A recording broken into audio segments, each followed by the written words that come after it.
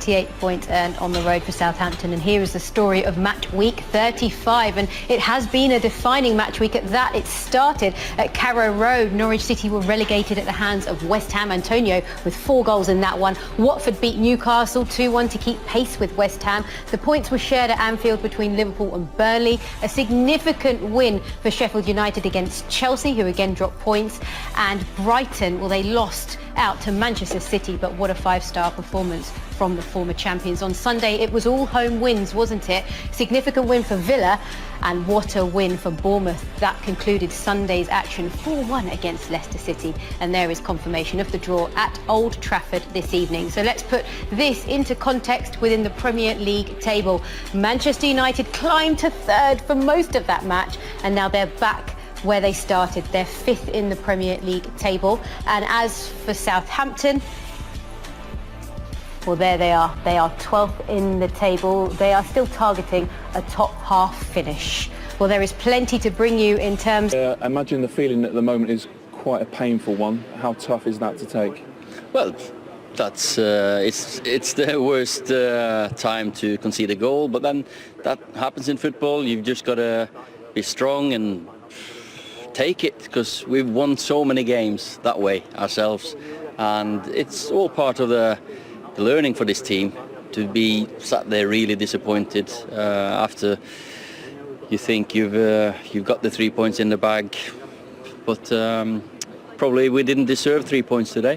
Why didn't you deserve them? Because Southampton are a good team, and they deserved to get something from the game. They played well. They're a physical, very, very fit side. They run, they chase. So we never got the rhythm in our passing today, especially after we got 2-1. You can play better, but we create some chances, some fantastic football at times. You know, Anthony has got two massive chances that he creates for himself, and the 2 goals are very, very good. Some tiredness out there? It was, after all, the same team for a 5th game in a row? No, I don't think that's the case. We've had enough recovery. It was just one of these days, so we didn't take our chances. They took theirs at the end. So David had one really good save. Apart from that, we created the biggest chances, so we could have had the 3 points. But then again, you're not going to be given 3 points. You're going to play against teams that will show what they can do, and Southampton are a good side, as I said. Well, there's been obviously a lot of VAR controversy of late.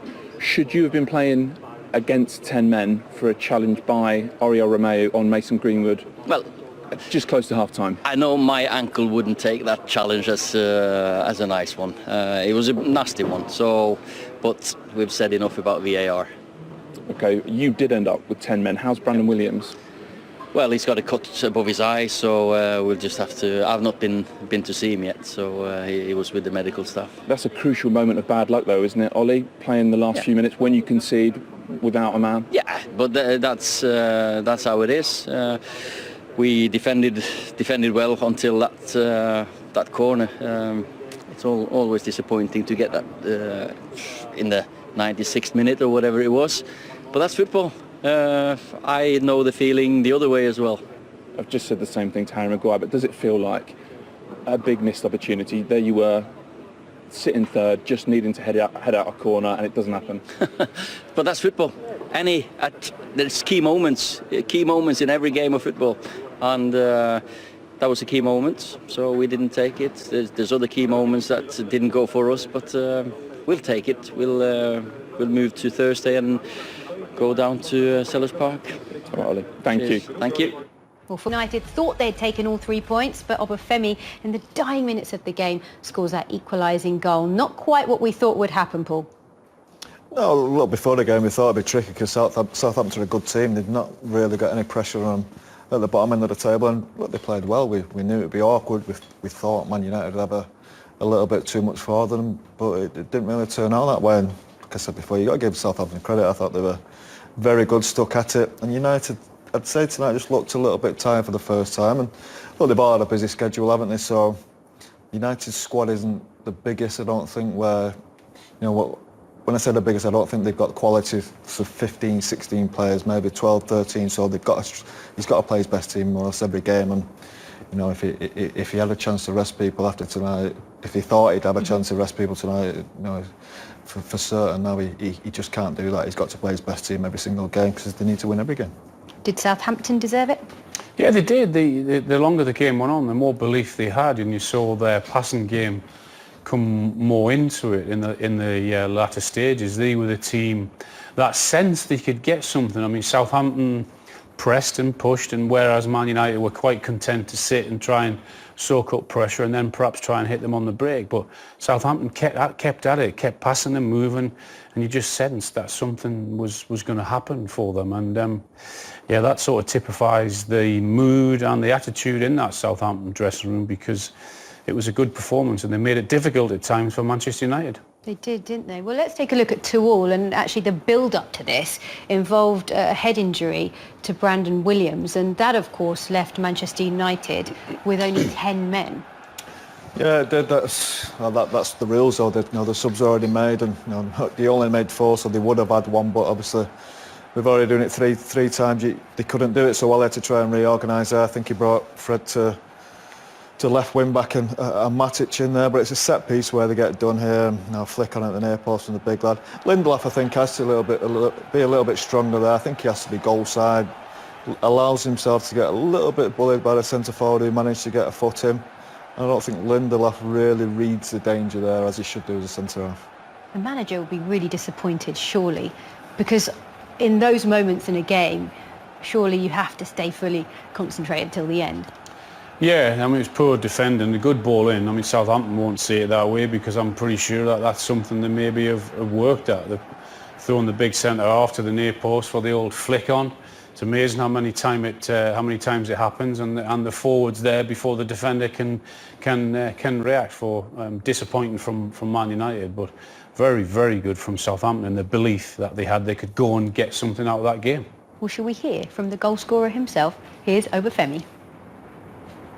Well, Michael, the manager, didn't give you long, did he? Sent on in the 87th minute, but he certainly delivered for him. Yeah, I mean, told me what to do, and Dave as well, the set piece specialist, told me to get in the back post. I got there, and thankfully I got the goal. So yeah. So the instruction was stand near the goal line and kick it in the goal, Michael. Pretty much, and I mean, it's what I'm here to do, to score goals, and thankfully I got the equaliser today. So yeah. I mean, sadly it's not full, but to score at Old Trafford, how good's the feeling? Yeah, I mean, it's amazing. I was supposed to play under 18s in the Youth Cup, but sadly I missed it. But I think this is a even better occasion to score on. So yeah. How good a team performance was it, Michael? Yeah, I think it was amazing. The boys dug deep. Obviously, we went 1-0 up. And we done well to come back in the game. So yeah. And you had 52% of the ball, and that shows a level of confidence, doesn't it? And how well you've done over a sustained period, actually. Yeah, for sure. We picked up amazing results since the restart, and yeah, we've looked to finish the season strong. So yeah. Did you come here with a lot of belief? Yeah, for sure. I mean, we go into any game thinking that we can get 3 points. Yeah, so basically, yeah. And you like a big goal. Just remembering one at Chelsea, I think, as well. Yeah. I mean, that was a little special one for myself. First one of the season for me, but yeah. So in the starting lineup next game. Oh, we'll have to wait and see on that one. But yeah, I'm just thankful that I could get the equaliser. Well done, mate. Well played. Thank you. Cheers. Brilliant interview there, Michael Obafemi, with his 3rd goal of the season. And actually, we did say, as we said in our build-up, that you can never rule out Southampton, and they started really well, didn't they? Yeah, they pressed high intensity they brought to the game, which is what they do, and you can see Redmond there screaming for his teammates and Danny Ings to press, to get forward, to help support him. They did that, and they got the reward. They got the luck and the hard work. They nicked the ball off Pogba. And then a good ball to the far post for Armstrong. It was a good touch, good first touch, and he stuck it away with confidence, which sort of sums that Southampton team up at the moment.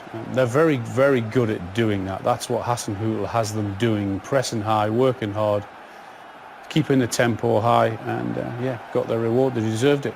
And we've said many times about their away record. It's brilliant. It's 4th in the form table. And even going to Old Trafford to take points. Old Trafford's not an easy place to go, whether there are fans in the stadium or not.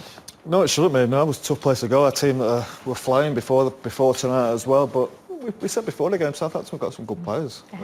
Danny Ings, obviously, centre forward, wasn't probably at his best tonight, but still they've got players in the team that will create chances, and as we've seen tonight, they've come away with the result they probably deserved in the end. Yeah.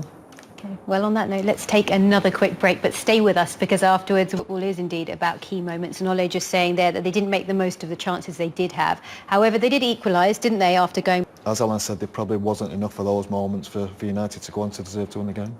Well, in that interview there was mention of the challenge by Romeo. What were your thoughts on that, Alan? My thoughts are it should have been a red card. That's all right, the referee missing it, you can sort of understand because he's got his back to it. But then that's what VAR is there for. I mean, he's very, very fortunate there that VAR not informing the referee should be given a red card because he's late and it's very dangerous on his ankle. I think he knows what he's doing. And to put that into context, it was at 2-1 Man United. It's a big moment in the game. Yeah, you'd expect him to go on to cruise really after that, and sometimes you have to know players as well, and knowing the player he is, I think he's done that on purpose. The more you look at it, the worse it gets, and just looking at Mason's not come away with a serious injury there, and he's still okay. Well, we started the show talking about this intriguing race for Champions League football. Obviously, Leicester and Chelsea fans will be delighted about today's result. We said that also you felt that they're favourites for top four, Man United. Do you still feel the same? Yeah, I do. I think that it's going to come down to that last game, it looks like. I hope it does. It could do, Yeah, look, before tonight, we thought they had to win every game. Nothing's changed. You still have to win every game. Going to Palace will be tough. West Ham fighting for their lives, obviously, and Leicester will be fighting to get into that Champions League spot. But what a game that could be, that last game. It'll be interesting. I hope it comes down to that just for the sake of the league. Yeah. And also, we know that Manchester United have that FA Cup game against Chelsea. Do you think that Ole Gunnar Solskjaer is just going to field his strongest 11 from now until the end of the season? I think he will, yeah. I think he'll certainly try and go in... with that in mind as well? With that in mind, certainly with the four big guns up front in Martial, Greenwood, Rashford and Fernandes in behind him. They might pick up one or two injuries. It wouldn't be a big surprise if they did, but if they're fit, I would expect them to get out and play. There's no time to rest players now. You've just got to get out and patch them up and hopefully get the right results. Man United for a top four finish? I think it'll go down to that last game. I hope it does. It gives us plenty to talk about. But yeah, I would say they were favourites, yeah. And we know what you think. You've already said it. Well, thank you to both of you, Alan, Paul. You've been